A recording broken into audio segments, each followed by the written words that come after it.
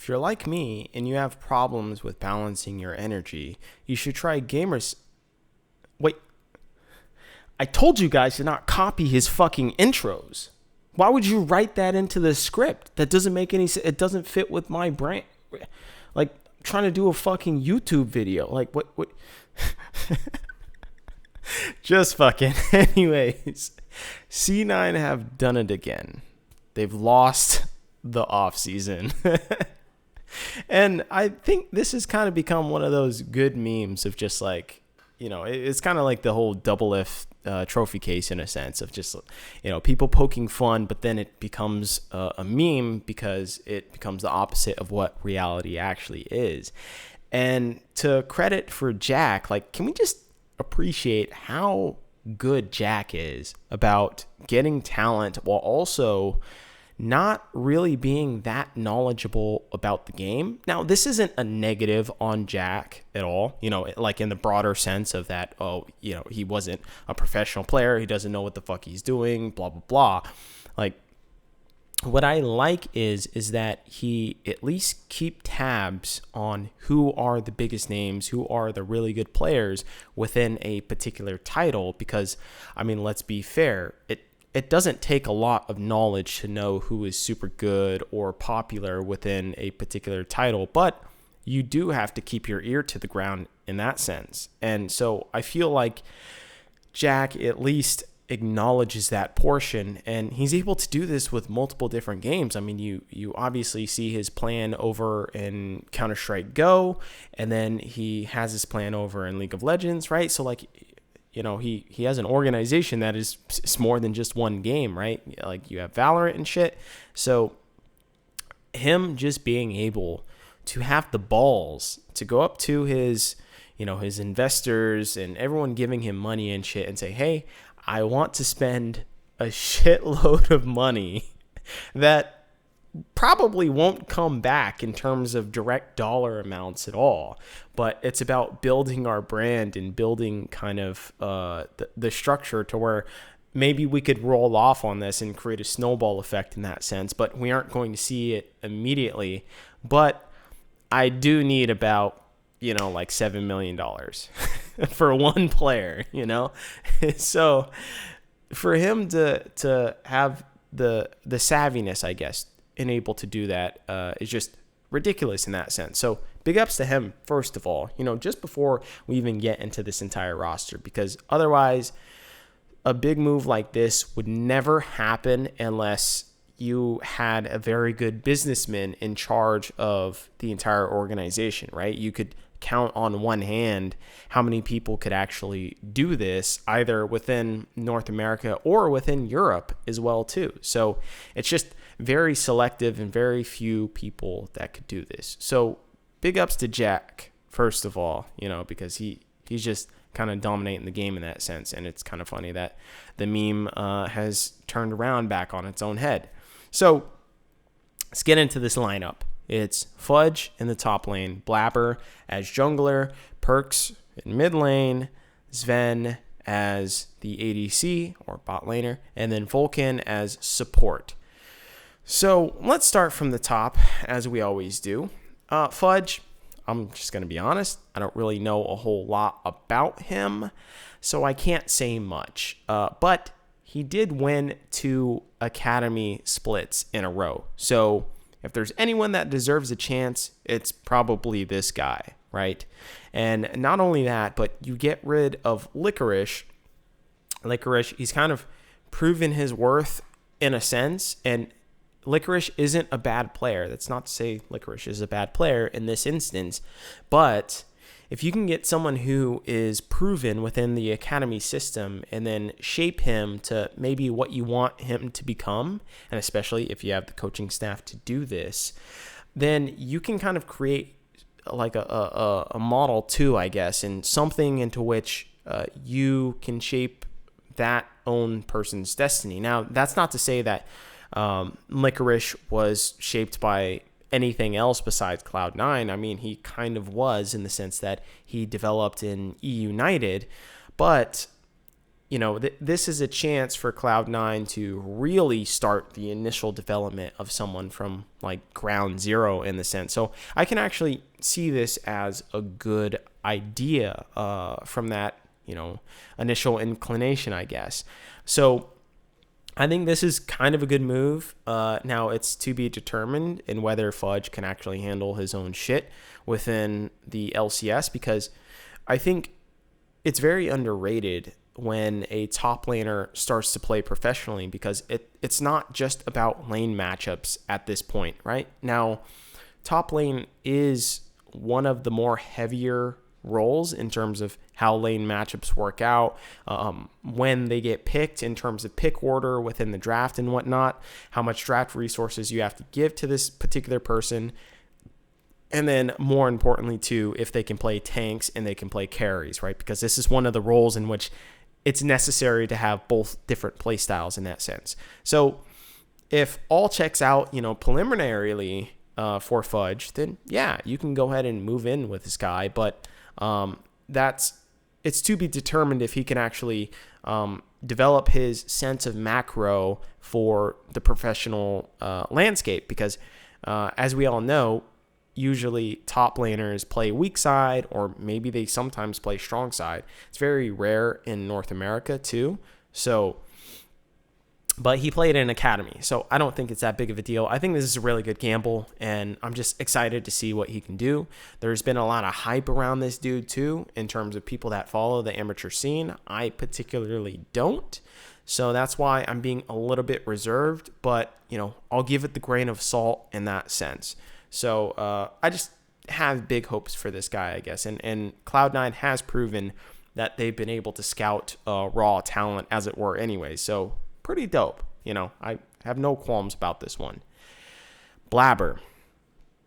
Blabber is a interesting case because on one hand, you can say he fell off in the summer split. On the other hand, you can also say, but was this due to him? Or was this due to Reapered, right? And this is one of the big questions I think we're going to have answered come into the 2021 spring split is how much structure maybe did Reapered give to Blabber as a jungler? And then also, how much did Reignover help out with giving tips to Blabber? Because obviously they have a very polarizing and opposite ways in which they played when, Reignover was a jungler previously and then Blabber now as a jungler. They have very completely different styles. In fact, I would go on to say that they have the most different style that you could possibly fucking have. So, with that said, I think we're going to figure out if it was, this chicken or the egg scenario in that sense. But I do feel like, Reignover will be able to kind of rein his style in that sense. And we'll get more into the coaching staff for Cloud9 and whatnot. But we're going to see if maybe 2020 was just kind of a fluke year, at least towards the end, the end of the summer split, because I do feel like it was a failure on the coaching staff primarily. And so I want to see what Blabber brings into the 2021 spring split. I still think he's a good player. In fact, I had, a piece that I was going to do to where Blabber is like one of the greatest North American junglers ever produced, but then they started to fall off, and I was like, well, maybe this isn't the best time to produce this piece and whatnot. So I didn't do it, but I still think he's a great jungler, and I'm excited to see what he does for 2021. I think he's literally changed the landscape of how junglers play within North America. And I can only count a handful of times when that has actually happened in any role ever, right? Like you think back in the day of Diamond Procs, right? Like this is, I don't want to say they're on the same level, right? Like, because Diamond Procs was worldwide. Blabber was kind of regional in that sense. Yeah, maybe EU took part in that or whatever, and maybe saw what Blabber was doing or saw what Cloud9 and how dominant they were. But still, he at least changed the entire North American scene in terms of how people should jungle and how people should play around their jungler. So I find that Blabber, in that sense, is a very meaningful and impactful jungler. And I hope he can stay that way, because once you get to one of those very high highs to where you change the entire landscape, I feel like your drop off in that sense can't be that dramatic, right? Because you had all these great ideas beforehand and this revolutionary play style. So I don't have major concerns for Blabber, and I think he'll perform quite well in the 2021 spring split. Now, let's go on to Perks, the main man who came over from Europe and decided to dominate North America and become North America's best mid laner basically overnight. And I want to at least harken back to that since he was playing the ADC role in G2, I feel like he learned a lot in the ADC role, because you have to think in terms of the difference of playstyle of ADC versus mid laner. I think there is one very distinct factor in the fact that ADCs, they are often not the initiator and they're not the playmaker. They're more so the cleanup and the consistent damage, and they're worried about positioning more than anything else, and they're also counting the number of CC that the enemy team has. And so when you're keeping all this in factor, usually you aren't the one making all the different plays and whatnot. Versus mid lane, you are making plays, right? You have available CC to you to where you can now CC the enemy opponents, and you can maybe change your positioning very quickly, right? Like you think of in terms of like a champion like LeBlanc, for instance, has both CC and great differential ways in which to change their positioning.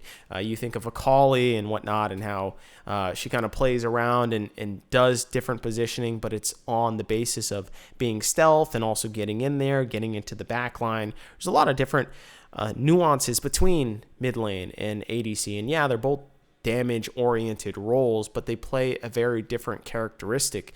And for Perks to have that cerebralness to play those different roles, while also knowing exactly how to tune yourself in accordance with that roles and to fit in that play style, is very admirable from him.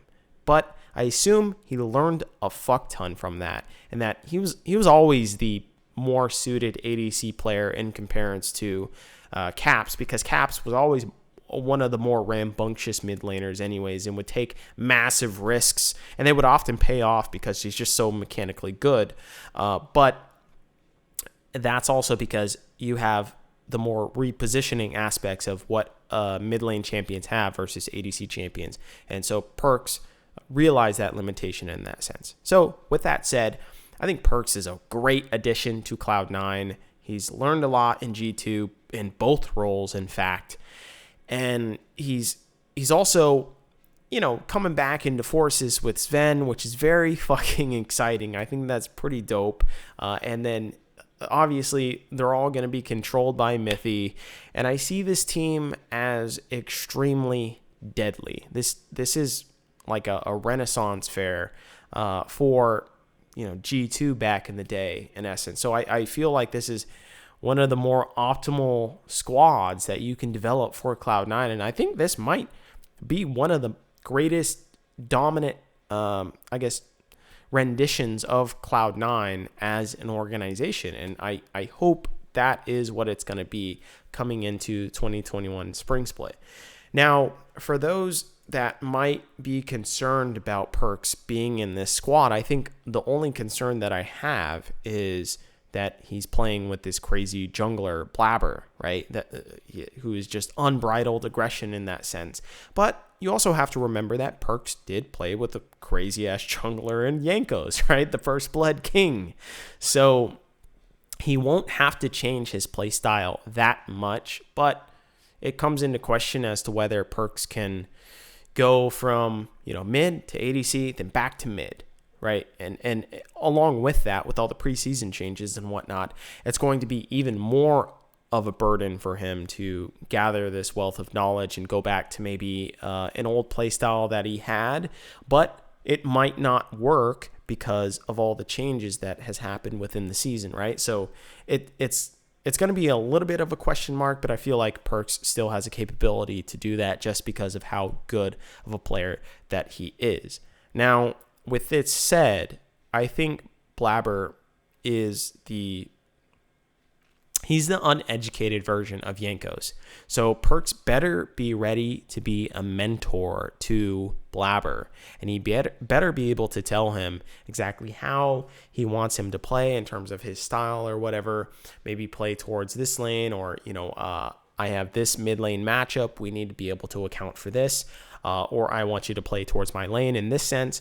So he's going to have to be able to guide Blabber and be more of a outspoken voice in that sense. And I'm not saying that he wasn't within G2, but he's going to have to take over a more leading command in this sense. And I feel like Perks is actually one of the players that can do this. So I'm not really concerned at all. I think this is a great pickup, obviously.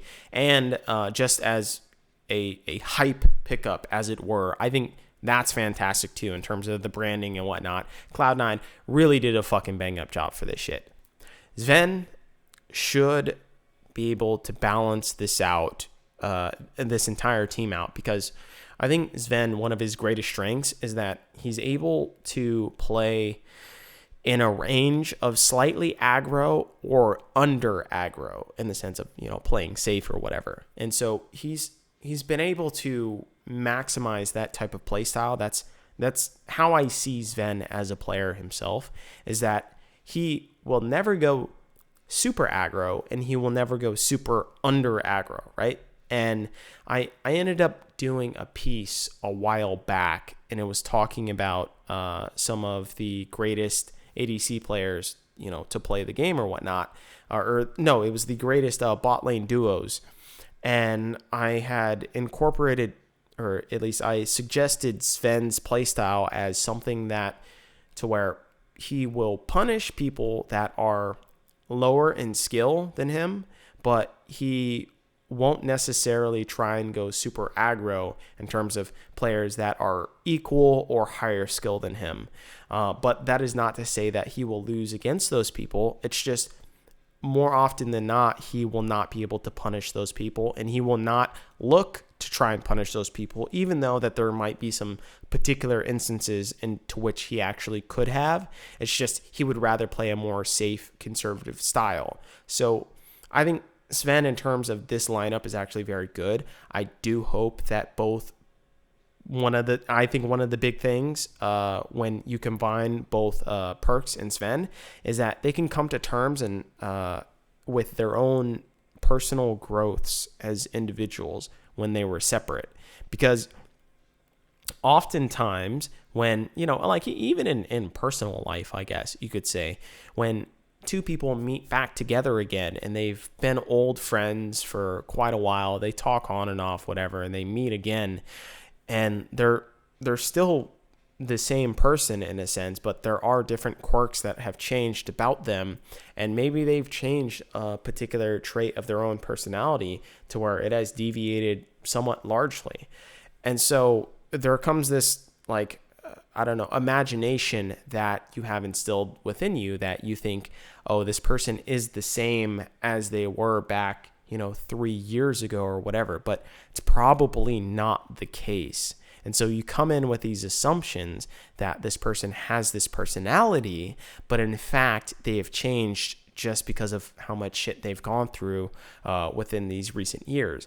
And that is more significant as you are younger, right? And so Perks and Sven, they aren't that old at all, but that happens more to a larger degree as you're younger. So I hope that Perks and Sven are able to recognize these aspects and recognize that, the old Perks or the old Sven is not the same person as to what they are in 2021. And so I hope there isn't like this clash of, like, yo, you used to be this way. I expected you this way. This isn't working out like I intended it to be. They have to be a little bit more flexible in that sense. But that's the only thing that I would think would arise as part of a problem. And I think that Mithy could, help bridge that in that regard. Vulcan, second best support in the league, offers good direction for the team in general, and I think can be kind of a conduit for the coaching staff as well too. And I just think overall Vulcan is he's a really good support. I've not much to say other than I do think that Sven and Vulcan could be the best bot lane within North America over Tactical and Core JJ. I think it's kind of weird to say that Sven and Vulcan would have difficulty being the best bot lane in North America. I mean, they were in the spring split, summer split. I think Core JJ was very fucking good and kind of overcompensated the lack of ability of Tactical. That's not to say that Tactical was bad. I'm not saying that. But Core JJ is just that much of a fucking monster, especially more so filling in the gaps of his team rather than just the bot lane duo itself. Now, with this said, I think Mithy can help Vulcan step up his game. It seems like Vulcan has hit a wall, and Mithy can help Vulcan overcome this, help him maybe develop his shot calling skills a little bit better, or maybe just his cerebralness about the map and whatnot. I think this is where, if there's going to be a kind of upgrade for Vulcan, this is going to be it. This is where he's going to step up his game, and Mithy can help a ton with this. So I'm very excited to see how much Vulcan can transcend his previous form, because this might be something into which we see Vulcan actually become the best support in North America, or maybe even the entire West. I think that would be very cool. Not to say that Core JJ isn't the best in the West. I think that he probably actually is. But this is going to be really great for to see if Mithy can actually up his game in that sense. Now, with that said, let's talk about the coaching staff, because as everyone has noticed, his coaching staff is fucking stacked. You have Rainover as head coach. You have Mithy as a coach. West Rice is up in there with Vigar V2 in there, and Max Waldo as a positional coach. And if for people that don't know, Max Waldo, he was previously a top laner. That was like his most comfortable role. He's often associated with LS in terms of being under his tutelage. So you can see that there's a lot of promise within this lineup. Now, let's talk about Rainover. I hope that this is one of the big caveats that I have for this transition, and that I'm seeing a lot very frequently within North America, is that they're upgrading their academy coach to head coach. And I hope Rainover can transfer his skills from academy to LCS, because there's a big difference in training rookies versus training people that are veterans that know what the fuck they're doing. They already have the basics underway, and you just kind of need to guide them, facilitate conversation, facilitate the general idea of how they want to play the game, rather than the very specific nuances and whatnot. And so I hope Rainover is capable of doing this, because as an academy coach, basically you're doing everything that a regular coach would do and a head coach would do, right? So you're managing personalities, but you're also giving them the game plan and the micro and macro strategy of what they need to do. Versus in the LCS, well, you have Mithy for that, right? You have Mithy to do all the strategic shit. You just need to manage personalities and stuff. And so I feel like, yeah, sure, Rainover is somewhat of a legendary player, and so he earns that amount of respect, but you still need to have the people skills in order to manage all of these different egos and personalities. So I hope that Rainover is able to transition into this role. I would have actually liked to see Rainover transition into an assistant coach and maybe keep Reaper or something. Or, if you don't want Reaper, then you get another proven head coach to where now Rainover can train under him instead. And yes, sure, If you're an academy, you're probably talking with the head coach of the LCS anyways, but this is working more in direct with the LCS players in that sense. And I feel like that would be a more comfortable situation to develop yourself rather than just be thrown into the deep end of the water.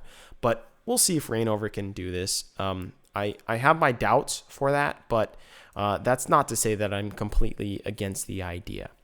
Mithy, perfect coach for this team, but it's with the caveat that I hope personal relationships don't get in the way of his coaching, right? If players maybe feel like he's favoring Perks or he's favoring Sven in that sense, like then there might be some animosity between all the other players and just viewing that type of hierarchy in that sense.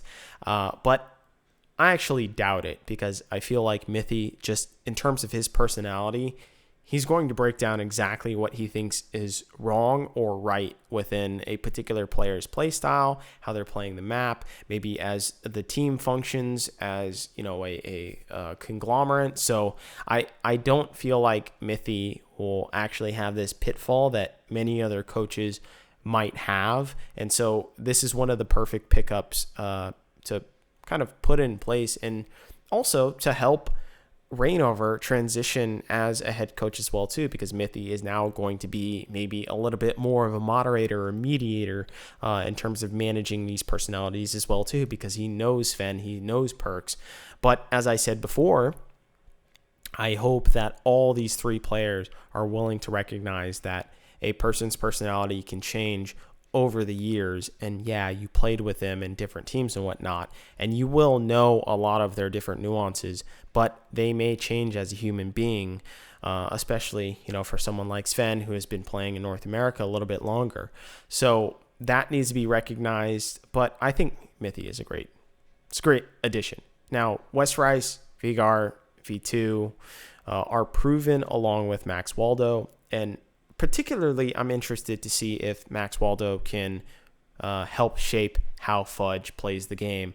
An instance of maybe Fudge understanding the map a little bit better. Max is known for his heavy ideas of macro, maybe in terms of how LS has taught him in terms of changing his playstyle and whatnot. So I'm just actually interested to see how Max shapes Fudge. And if Fudge becomes a very great top laner, I'm willing to give credit towards Max in terms of how maybe Fudge has shaped out to be, especially within the LCS era. Overall, I think this is a very sick team. Although I would have liked a more proven head coach, I think that's probably the only fault that I can see. It's not to say that Reignover doesn't deserve his shot in some sense, but I would have liked him to be eased into the role. But that is to say, Mithy was also a head coach before too. So I think this is kind of a good opportunity. I think this is a very unique idea. And then, of course, who the fuck can't love Perks coming to North America? We got a fucking another one, so that's good enough for me. I'm very excited. I think Cloud9 is obviously poised to win the LCS title within the spring split, or however the fuck that we're gonna break up this new format. I have no idea, but this is very much so the number one best team within North America. And I'm very excited to see how it pans out. And actually, I think that can be debated a little bit with Team Liquid, but it's obvious that they're number one or number two, right?